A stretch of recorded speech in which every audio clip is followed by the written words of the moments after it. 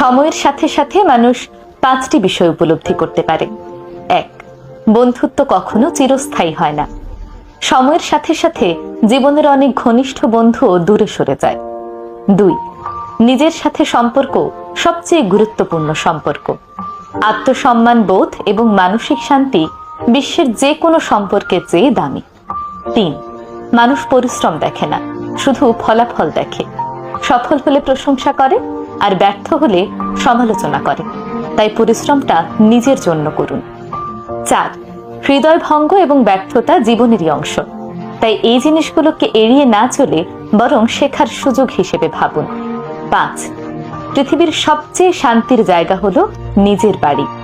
আপনি বিশ্বের যে প্রান্তে যান না কেন, নিজের বাড়িতে ফিরে এসে যে শান্তি পাবেন তার অন্য কোথাও পাবেন না। যে 5টি বিষয় বললাম তা আপনাদের সঙ্গে মিলে গেল কিনা অবশ্যই আমাকে কমেন্ট বক্সে